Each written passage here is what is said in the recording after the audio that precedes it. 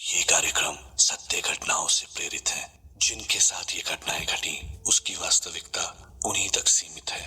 भूत प्रेतों और असामान्य विषयों के होने पर चैनल कोई दावा नहीं करता और ना ही प्रोत्साहन करता है।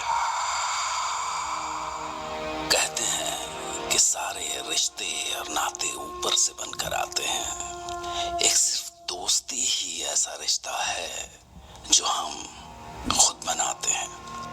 दोस्त वो शख्स है जिसमें हमें यकीन होता है। दोस्त वो शख्स होता है जिस पर हम अंधा यकीन करते हैं। पर कभी कभी यही यकीन कुछ ऐसा इम्तिहान हो जाता है जहां क्या सच क्या झूठ, क्या सही और क्या गलत, ये फर्क करना मुश्किल हो जाता है। मैं आज ऐसे ही दो दोस्तों की कहानी लेकर आया हूँ। एक ऐसा किस्सा जिसमें आंखों देखा भी झूठ साबित हो जाए। मैं डॉक्टर नागर पेशे से मनोवैज्ञानिक और पैशन से ह्यूमन माइंड का फैन हर रात आपके पास लेकर आता हूँ मुझसे मिले कुछ लोगों की आप बीती, कुछ घटनाएं जिन्हें सुनकर आप सोचने पर मजबूर हो जाते हैं। आज की कहानी एक ऐसी रात की है जब दिल्ली में रहने वाले दो दोस्त ऋषभ और प्रतीक शहर के पास ही एक जंगल में कैंपिंग के लिए गए हुए थे। मैं और प्रतीक बेस्ट फ्रेंड्स थे। हम बचपन से साथ थे। वो मेरे घर के पास ही रहता था। हमने स्कूल कॉलेज सब कुछ साथ ही किया। शायद ही एक दूसरे के बारे में कोई ऐसी बात है जो हमें पता ना हो। हम साथ में काफी ट्रिप्स पर जाते थे। वी लव्ड नेचर, तो हम ट्रैकिंग कैंपिंग सफारीज पर जाते रहते थे। उन दिनों भी हम दिल्ली से थोड़ा दूर हिमाचल के जंगलों में कैंपिंग करने गए हुए थे। वैसे तो मार्च में बारिश होती नहीं, पर उस रात अचानक से बारिश शुरू हो गई। यार तुझसे बोला था कि टरपॉलिन रख ले, पर तू सुनता ही नहीं है। अब क्या करेंगे? यहाँ तो कहीं छुपने की जगह भी नहीं है। ए, तूने कब बोला था? और मुझे क्या पता था मार्च में बारिश हो जाएगी। हाँ, बारिश जैसे तुझे बता के होगी ना। तो तुझे पता था तो तू ही रख लेता। अब क्या करें? यहाँ तो रात भर बारिश में हालत खराब हो जाएगी। सुन, एक काम करते हैं, थोड़ा आसपास देखते हैं, शायद कहीं कोई जगह मिल जाए। चल उधर चलते हैं। हाँ, और कोई रास्ता भी तो नहीं है। प्रतीक, प्रतीक वो देख, वहाँ कुछ है। तुझे वो लाइट नजर आ रही है? कहाँ कहाँ? मुझे कुछ नजर नहीं आ रहा है। अरे वो वहाँ देख, वहाँ सामने, वहाँ। अब इधर आ। अरे इधर आ ना। वहाँ देख, सामने, एकदम सामने, वहाँ। हाँ, कुछ तो है। किसी का घर लग रहा है। चल वहाँ चलते हैं, जल्दी जल्दी चल। चलाते। चल वहाँ चल के पूछते हैं। आजा, भाग। हमें दूर एक घर में एक बल्ब की लाइट दिखी। हमने सोचा कि इस बारिश से तो बेहतर है कि कहीं बस रात गुजारने के लिए जगह मिल जाए। सवेरे हम निकल जाएंगे। हमारा टेंट और बाकी सामान गीला हो चुका था। उस लाइट को फॉलो करते हुए हम उस घर तक पहुंचे।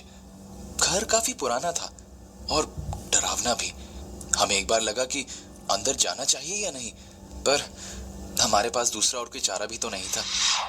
क्या कहता है, अंदर चले? और क्या कर सकते हैं इस बारिश में।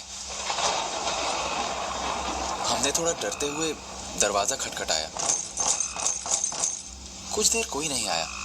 हमने फिर से खटखटाया। इस बार भी कोई नहीं आया। बारिश तेज हो रही थी। हमें कुछ समझ नहीं आ रहा था कि हम क्या करें। हमने सोचा कि ऐसे कोई दरवाजा नहीं खोलेगा। हम वापस जाने के लिए मुड़ने ही वाले थे कि तभी दरवाजा खुलने की आवाज आई। एक लगभग 70 साल का आदमी दरवाजे पे खड़ा था। नमस्ते अंकल। वो हम दोनों जंगल में कैंपिंग करने को आए थे। अचानक से बारिश शुरू हो गई और अब हमारे पास कोई जगह नहीं है। तो अंकल, क्या हम बस रात भर के लिए आपके घर में रुक सकते हैं? सवेरे होते ही हम चले जाएंगे। नाम क्या है तुम्हारा? जी, मैं ऋषभ और ये प्रतीक। आ जाओ, अंदर आ जाओ। Thank you uncle. Thank you uncle. हम घर के अंदर आ गए। घर बहुत अजीब था। लग रहा था जैसे कई सालों से यहाँ कोई रहा ही ना हो। सब चीजें पुरानी थी, काफी पुरानी। ना जाने घर में कब से सफाई ही नहीं हुई थी। घर में काफी अंधेरा भी था, सिर्फ एक छोटा सा बल्ब बीच में जल रहा था। मुझे और प्रतीक दोनों को डर लग रहा था और इसलिए हम एक दूसरे के साथ ही चल रहे थे। यार मुझे कुछ ठीक नहीं लग रहा है यार। मुझे भी। डरने की कोई जरूरत नहीं। इसने कैसे सुन लिया कि हम क्या बात कर रहे हैं? चुप कर, वो इधर ही देख रहा है। आओ, तुम लोग वहां क्यों खड़े हो? अंकल, आप यहाँ अकेले रहते हैं? नहीं, मेरी बीवी, मेरी बेटी और मेरा बेटा भी यहीं रहते हैं। अब तो अंकल अभी वो यहाँ नहीं है क्या? है तो यही है, कब से तुम्हारे पीछे। हमने जैसे ही मुड़कर देखा तो लगभग 50 साल की एक औरत, एक 17 साल की लड़की और एक 22 साल का लड़का हमारे पीछे खड़े थे। हमें विश्वास ही नहीं हो रहा था कि कहां से आ गए। पहले तो नहीं थे। हमें पता नहीं क्यों लग रहा था कि कुछ तो गड़बड़ है। ये यहाँ कब से थे? मैंने तो इन्हें नहीं देखा। मैंने भी नहीं। हम तो कब से यहीं हैं बेटा। अच्छा, तुम लोगों ने कुछ खाया है कि नहीं? जाओ ऊपर से हाथ मुंह धो के आओ, तब तक मैं कुछ खाना लगा लेती हूँ। मैं और प्रतीक साथ में ऊपर चले गए। हम दोनों को डर लग रहा था। ऊपर भी अजीब सा था, जैसे ना जाने कितने दिनों से इस घर की सफाई ही नहीं हुई है। मैं और प्रतीक आपस में बात कर रहे थे कि पहले कौन अंदर जाएगा, कि तभी मैंने देखा कि वो 22 साल का लड़का हमारे पीछे 2 टॉवल लेके खड़ा था। आप दोनों एक एक बाथरूम में जा सकते हैं, ये लीजिए टॉवल्स। तो मैं अपने राइट वाले में चला गया और प्रतीक आगे वाले में। अंदर काफी अंधेरा था, कुछ भी दिखाई नहीं दे रहा था कि तभी अचानक से मेरा पैर किसी रॉड जैसी चीज पर पड़ गया और मैं गिर गया। कुछ अजीब सी चीज थी। अंधेरे में मुझे कुछ समझ ही नहीं आ रहा था। मैंने अपना मोबाइल निकाला और जैसे ही मैंने अपने मोबाइल की लाइट जलाई तो मैंने देखा कि उस कमरे में 5-6 इंसानों के कंकाल और हड्डियां बिखरी पड़ी थी। मैं चीखते हुए कमरे से बाहर आ गया। प्रतीक! प्रतीक! मेरी चीख सुनकर प्रतीक भी बाहर आ गया और वो 22 साल का लड़का भी। क्या हुआ? प्रतीक! प्रतीक! वो अंदर! क्या हुआ? ऐसा क्या है अंदर? प्रतीक! प्रतीक! ये जगह, यहाँ कुछ। अंदर तो कुछ भी नहीं है। हटो, मेरे पास से हटो, मेरे पास मत आना। देखो। ओह प्रतीक! ओहो, क्या हुआ? रुक मैं देख कर आता हूँ। मुझे बहुत ज्यादा डर लग रहा था कि तभी प्रतीक अंदर देखकर आया और बोला कि वहां कुछ भी नहीं है। उसने कहा, क्या ऐसा देख लिया तूने? उसने मुझे फिर से अंदर चलने को कहा, लेकिन मैंने मना कर दिया। मेरी हिम्मत ही नहीं हो रही थी वापस अंदर जाने की। हम नीचे डिनर करने गए। मुझे बहुत ज्यादा डर लग रहा था। मैंने प्रतीक से कहा, सुन, हम यहां से चलते हैं यार। मुझे यहाँ कुछ ठीक नहीं लग रहा। कैसी बातें कर रहा है? बाहर इतनी बारिश हो रही है, कहाँ जाएंगे? रात को यहीं रुक जाते हैं। तुझे डर नहीं लग रहा क्या? नहीं, डरने की क्या बात है? प्रतीक का सारा डर अचानक से कहाँ गायब हो गया था, मैं समझ ही नहीं पा रहा था। खाना भी मुझसे खाया नहीं गया। वो क्या खाना था मैं आज तक समझ नहीं पाया हूँ। उससे एक बहुत अजीब सी स्मेल आ रही थी। पर खाना खाते खाते मैंने जब टेबल के नीचे देखा तो उन अंकल के पैर कुछ अजीब से मुड़े हुए थे। उनमें कुछ एबनॉर्मल सा था। बाकी सबने जूते पहने थे तो मैं किसी और के पैर नोटिस नहीं कर पाया। बचपन की सारी डरावनी कहानियां मुझे याद आ रही थी। मैंने सोच लिया था कि अब हम यहाँ एक पल और नहीं रुकेंगे। मैं उठ गया और थोड़ा दूर जाकर मैंने प्रतीक को बुलाया। मैंने उससे बोला कि अब हम यहाँ से जा रहे हैं। ऋषभ, अभी बाहर जंगल में कहाँ जाएंगे? वहां तो और भी खतरा है। तू चल रहा है या नहीं? कोई नहीं जाएगा। यहाँ जो एक बार आता है वो वापस नहीं जाता। प्रतीक! तू ये क्या कर रहा है? प्रतीक मेरा हाथ छोड़। प्रतीक, प्रतीक मेरा हाथ छोड़। प्रतीक, प्रतीक, प्रतीक, प्रतीक मेरा हाथ छोड़। देख ये क्या हो रहा था और प्रतीक क्यों इन लोगों का साथ दे रहा था? मैंने किसी तरह अपना हाथ प्रतीक से छुड़ाकर दरवाजे की तरफ भागने की कोशिश की, पर जैसे ही मैं दरवाजा खोलने वाला था, ना जाने कहां से वो बूढ़ा आदमी एकदम मेरे सामने आ गया।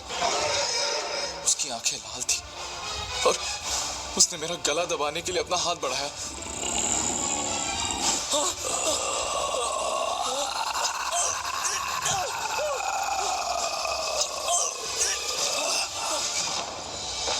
मैं वापस घर के अंदर भागा। मैं जैसे ही हॉल के बीच में पहुंचा तो एक तरफ से वो लड़का और लड़की मेरी तरफ बढ़ रहे थे और पीछे से वो बूढ़ा आदमी। ये कौन थे, क्या थे, मुझे कुछ नहीं पता।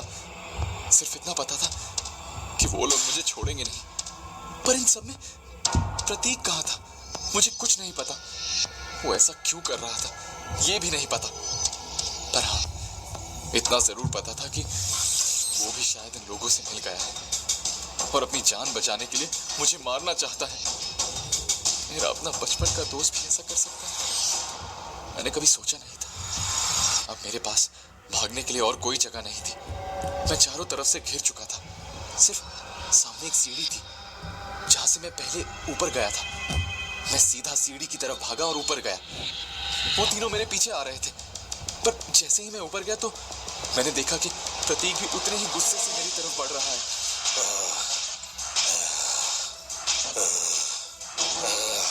पहले मैं कुछ समझ नहीं पाया, पर जब वो पास आया तो कुछ बदला हुआ लग रहा था। वो तीनों भी ऊपर आ गए और मेरी तरफ बढ़ने लगे।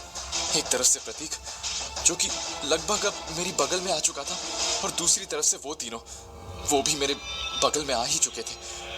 मेरे पास कहीं भागने का कोई चारा नहीं था। मैं पीछे होता गया और मुझे पता ही नहीं चला कि कब मैं सीढ़ियों की रेलिंग से पीछे गिर गया। बस मुझे अपने फर्श से टकराने की आवाज सुनाई दी।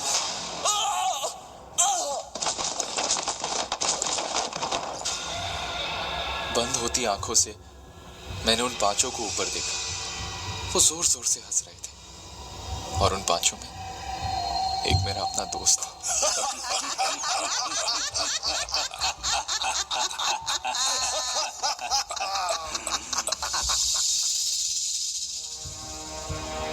पर दरअसल ये कहानी यहीं खत्म नहीं होती। इस कहानी का सबसे दिलचस्प पहलू तो अभी आपको बताना बाकी है। खुद ऋषभ के शब्दों में अगले दिन जब उन्हें होश आया तो वो घर पे नहीं बल्कि उसी जंगल के पुराने कब्रिस्तान में थे, जिसमें कई सारी उजाड़ कब्रें थीं। ऋषभ के सिर पे गहरी चोट थी, पर सबसे ज्यादा चौंकाने वाली बात तो ये थी कि उनके बिल्कुल बगल में प्रतीक था, जो पिछली रात कब मर चुका था ये कोई नहीं जानता। वो कैसे मरा कोई ये भी नहीं जानता। ऋषभ पर जिस प्रतीक ने हमला किया था वो जिंदा भी था या नहीं ये ऋषभ भी नहीं जानता था, और शायद कभी कोई जान भी न सके। इसीलिए आप भी इस किस्से के बारे में ज्यादा मत सोचिए, क्योंकि मैं कल रात फिर तैयार रहूंगा आपके लिए एक नई घटना लेकर, जिसे सुनकर ऋषभ की तरह आप भी कह उठे